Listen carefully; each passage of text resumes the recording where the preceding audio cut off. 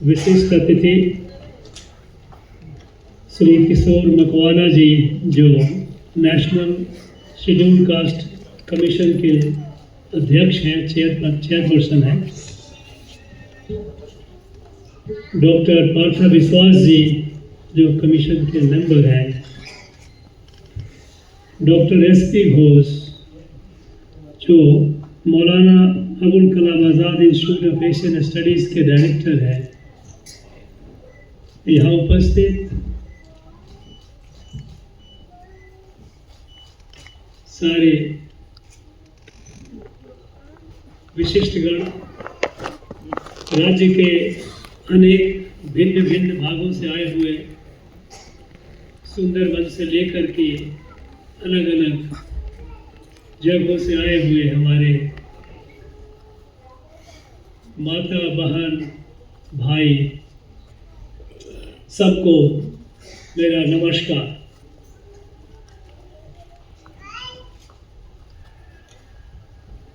आज की सभा हम भारत रत्न डॉक्टर भीमराव अंबेडकर, जिन्हें हम आदर से बाबा साहब कहते हैं, उनकी 135वें जयंती के अवसर पर जो कमीशन ने कार्यक्रम शुरू किया है, उस कार्यक्रम का एक अंग आज का कार्यक्रम है। सर्वप्रथम मैं बाबा साहब को अपने हृदय से बड़ी विनम्रता के साथ उनको नमन करता हूं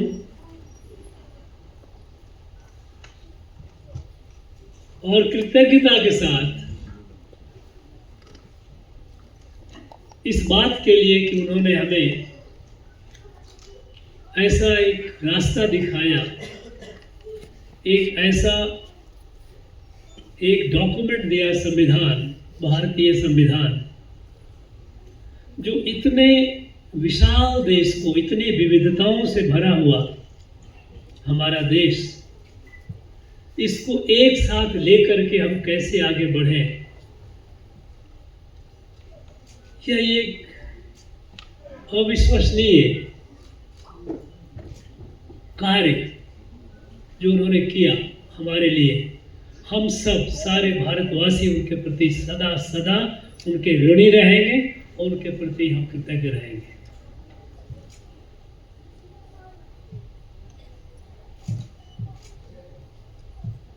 बाबा साहब का व्यक्तित्व के ऊपर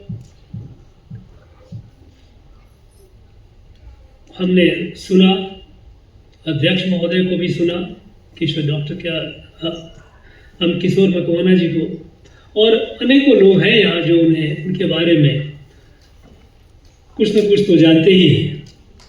उनका व्यक्तित्व इतना विशाल था कि शायद कहते ना कि उनके बारे में अगर हम चर्चा करें तो जैसे सागर को गागर में भर दे, समुद्र को एक पॉट में डालें, ये संभव नहीं।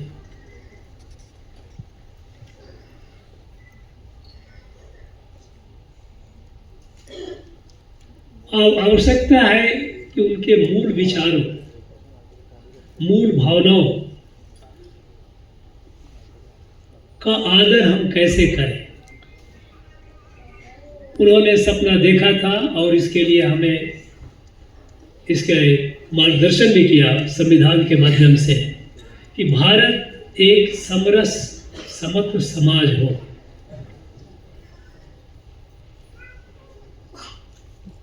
और मुझे बताया गया कि ये कमीशन जो ये कार्यक्रम चला रही है 135वें जयंती के उपलक्ष्य में, इसमें लोगों के बीच में हमारी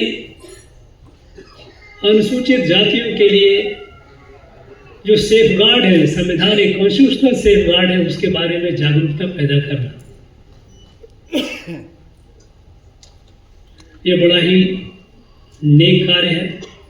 इसके लिए मैं कमीशन को बधाई देता हूं और इसके साथ जुड़े हुए Maulana Abul Kalam Azad institute of Asian studies और नेशनल लाइब्रेरी को भी मैं धन्यवाद देता हूँ।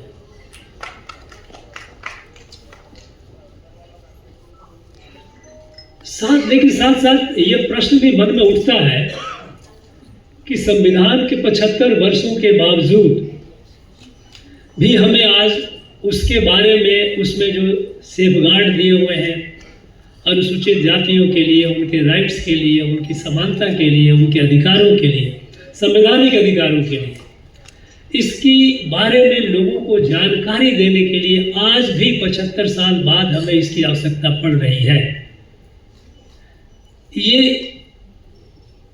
एक बड़ा पीड़ादायक विषय है और पीड़ादायक इसलिए हुआ कि बाबा साहब को का उपयोग तत्कालीन समय में लोगों ने भारत के लिए एक संविधान देने के लिए तो हुआ, जो उन्होंने बहुत एक बेमिसाल दस्तावेज हमें दिए, लेकिन उसके बाद उनकी भी उपेक्षा होती चली गई। हम सब जानते हैं कि किस तरह से बाबा साहब को किस तरह से उन्हें लोकसभा में जाने से वंचित किया गया और उस समय के तत्कालीन जो सत्ताधारी थे उन्होंने किया। उन्होंने जो बाबा साहब को जो उचित सम्मान मिलना चाहिए था वो नहीं दिया, और तो और भरसक प्रयास हुआ उन्हें भुलाने की, लेकिन आप उन्हें भुला कैसे सकते हो? आखिर भारत को संविधान के माध्यम से ही चलना है। जिस संविधान के रचयिता बाबा साहब, उन्हें आप पब्लिक डिस्कोर्स में आप भले बुला दो और बुलाने का प्रयास करो, लेकिन उनके दिए गए, उनके द्वारा बनाया गया जो संविधान है उसे तो कोई बुला नहीं सकता, क्योंकि वो हमारा मुख्य आधार है। लेकिन दुर्भाग्यवश ये भी हुआ कि संविधान के बारे में भी हमें, जो संविधान अभी जैसे मैंने कहा कि इस कार्यक्रम के और इस तरह के अनेकों कार्यक्रम जो कमीशन कर रहा है उसमें है कि संविधान में जो सेफगार्ड है, जो अधिकार है, उनके बारे में लोगों के बीच में जागृति पैदा करना। दुर्भाग्यवश भारत के संविधान को आजादी के बाद अगले लगभग 7 दशकों तक, 6.5 दशकों तक कम से कम, सत्ता ने संविधान को समाज से दूर रखा। संविधान क्या है इसके बारे में, आखिर हमारा संविधान है, हम संविधान भारत के लोगों के लिए है और भारत के लोगों द्वारा बनाया हुआ संविधान है, लेकिन उसको एक लीगल डॉक्यूमेंट बना दिया। जैसे इसके बारे में सिर्फ कोर्ट कचहरी में होगी या फिर पार्लियामेंट में जब कोई बिल पास करना होगा तो संविधान की चर्चा होगी। इस संविधान को ही लोगों से दूर कर दिया गया, उसे इतना क्लिष्ट बना दिया गया, इतना कॉम्प्लेक्स बना दिया गया कि ऐसा लगता है कि संविधान के बारे में हमको जानकारी हो तो कोई कॉन्स्टिट्यूशनल एक्सपर्ट को बुलाओ। अरे भाई, हमारे डॉक्यूमेंट है, हमारे लिए है, हमारे लोगों द्वारा बनाया हुआ है, ये कॉम्प्लेक्स कैसे हो सकता है? इसे इतना कॉम्प्लेक्स बना के क्यों दिया? ये और इसमें जिम्मेवार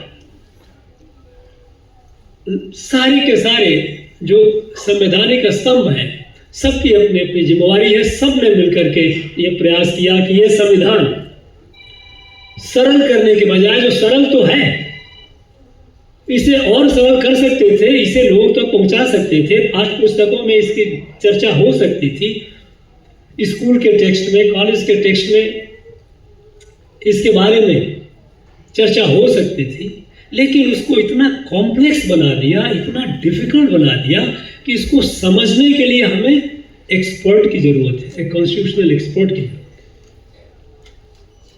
है। अभी जब संविधान के 75वें वर्ष हमारे रिपब्लिक के हुए, अब संविधान के बने हुए, तो प्रधानमंत्री जी ने एक पर्व चलाया साल भर का, संविधान के बारे में जागरूकता। पूरे भारत में इसके ऊपर कार्यक्रम हो रहे हैं संविधान के बारे में। प्रयास पहले भी हो सकता था, दुर्भाग्यवश नहीं हुआ।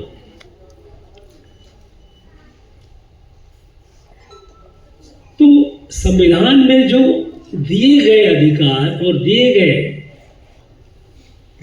जो सेफगार्ड थे हमारे अनुसूचित जातियों के लिए, उसका उद्देश्य था समाज में समरसता लाना। संविधान का जो प्रियम्बल है उसी में यह वादा किया गया, देश के साथ, भारत के लोगों के साथ ये वादा किया गया कि सरकारें या भारत गणराज्य के जितने भी इसके तीनों स्तंभ का प्रयास होगा कि हम भारत के हर एक नागरिक को सोशल, इकोनॉमिक, पॉलिटिकल जस्टिस दे। लेकिन इतने वर्षों के बावजूद भी आज हम सोशल जस्टिस की बात करने पर मजबूर हैं, क्योंकि हमारे अंदर वो समरसता नहीं आई। आज भी हम जानते हैं कि वस्तु स्थिति समाज की क्या है।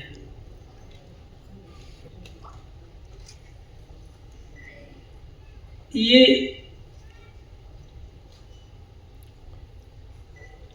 अनेकों कारणों से हुआ, लेकिन एक कारण यह भी रहा कि संविधान को एक लीगल डॉक्यूमेंट और इसको पॉलिटिकल पर्पस के लिए यूज होने लगे। एक तरह से लीगल एंड पॉलिटिकल डॉक्यूमेंट बना दिया। लीगल डॉक्यूमेंट प्राइमरीली, और इस डॉक्यूमेंट का इंप्लीमेंटेशन पॉलिटिकल सिस्टम करेगी, पॉलिटिकल सिस्टम सरकारें करेगी। और आज सब जानते हैं कि दुर्भाग्यवश भारत की राजनीति सत्ता केंद्रित हो गई लंबे शुरू से। जब पावर सेंट्रिक पॉलिटिक्स हो जाए, बाबा साहब ने कहा था कि political democracy is meaningless unless we have social democracy. तो पॉलिटिकल डेमोक्रेसी तो हमारी हो गई, लेकिन पॉलिटिकल डेमोक्रेसी के चलाने वाले लोग थे जो सत्ता में बैठे हुए, चाहे वो केंद्र में हो या राज्य में हो, एक लंबे समय तक इसे सोशल डेमोक्रेसी बनाने का एक ईमानदार प्रयास नहीं किया। अनेक जगहों पर, एवं कहे कि पूरे राष्ट्र में लंबे समय तक सत्ता की राजनीति ने लोगों को और डिवाइड करते चले। अब एक तरह बाबा साहब कहते हैं कि कास्ट को खत्म करो। आप देखो 1951 का जो सर्वे था, उस समय कितने कास्ट थे भारत में, और आज कास्टों की, जातियों की संख्या कितनी बढ़ गई है, कितनी कई गुनी बढ़ गई। ये क्यों बढ़ गई? ये क्या कर रही थी हमारी सरकारें? एक होने के बजाय हम बिखरते गए। बाबा साहब जानते थे कि भारत एक परिवार है, परिवार में विकृतियां हैं और विकृतियां आ गई हैं, ऐसा हम मानते हैं। कुछ लोग कहते हैं जैसे कि ये विकृतियां बहुत लंबे समय से थे। मैंने अंग्रेजों के आने के पहले उन्होंने भारत का जो सर्वे किया था, मद्रास प्रेसिडेंसी, कलकत्ता प्रेसिडेंसी और बॉम्बे की प्रेसिडेंसी, तीनों जगह उन्होंने भारत का पूरा सर्वे किया था। उसमें एक सर्वे था एजुकेशन सर्वे, शिक्षा की, भारत की अपनी इंडिजिनस शिक्षा पद्धति सिस्टम क्या है। मुझे अवसर मिला तमिलनाडु मद्रास प्रेसिडेंसी का जो अंग्रेजों के आने के समय मद्रास प्रेसिडेंसी का मतलब था पूरा दक्षिण भारत ही नहीं बल्कि उसमें महाराष्ट्र, उड़ीसा के भी कुछ पार्ट आ जाते हैं मद्रास प्रेसिडेंसी में शिक्षा के इतिहास। और उन्होंने बड़ा डिटेल सर्वे किया और उस सर्वे में ये भी दिखाया कितने स्कूल हैं, स्कूल में कितने विद्यार्थी हैं और वो किस जाति के हैं। उस समय उन्होंने जातियों को सिर्फ 4 खंडों में बांटा, ब्राह्मण, वैश्य, शूद्र और मोहमडन, ये 4 कैटेगरी में उन्होंने बांटा। और उसमें कितने स्टूडेंट पढ़ रहे हैं, किस जाति के, इस 4 में किस जाति के कितने विद्यार्थी वहां पढ़ रहे हैं और कितने विद्यार्थी छात्रावास में रह रहे हैं। और हैरानी होती है कि उस समय जो पूरे मद्रास प्रेसिडेंसी का डेटा अगर देखें तो उस समय विद्यार्थियों की संख्या अगर हम उसके आधार पर करें, जातियों के आधार पर करें, तो सबसे बड़ी संख्या जिसे हम शूद्र कहते हैं उनकी संख्या थी। और वो छात्रावास में साथ साथ रहते थे। मद्रास प्रेसिडेंसी में 16 डिस्ट्रिक्ट थे, 16 डिस्ट्रिक्ट कलेक्टर ने पूरा डिटेल सर्वे करके दिया है। ये बड़ा एक कहते हैं आंख खोलने वाली, आई ओपनिंग डॉक्यूमेंट है। ये अंग्रेजों ने 200 सालों में जो विभाजन की उनकी नीति थी वो हमें तोड़ते चले गए, खंडों में तोड़ते चले, और ऐसा हमें विश्वास दिला दिया कि ये तो हमारी बहुत पुरानी समस्या है। लेकिन अब समस्या तो है, इस समस्या से निपटने के लिए जो माध्यम, जो इंस्ट्रूमेंट कि स्टेट और स्टेट के इंस्टीट्यूशन इसको एड्रेस करेंगे, ये एड्रेस करते रहे। लेकिन आज हमारी समस्या कम, ठीक है, समस्या में थोड़ा बहुत बदलाव हुआ है, लेकिन आज भी ये समस्या है। और सोशल जस्टिस सिर्फ अपने आप तक सीमित नहीं है, आइसोलेटेड नहीं है। इकोनॉमिक जस्टिस भी उसके साथ जुड़ा हुआ है।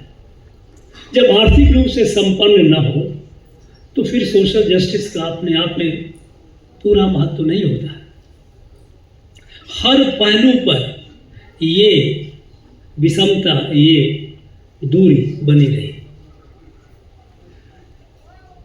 ये सामाजिक समस्या है और सामाजिक समस्या को सिर्फ और सिर्फ सरकारें जो हमारे यहाँ सत्ता से प्रेरित हैं वो इसको समाधान नहीं ढूंढ सकती। इसके लिए हमें समाज को भागीदारी बनाने की आवश्यकता है और आवश्यकता है ऐसे नए प्रयोग का,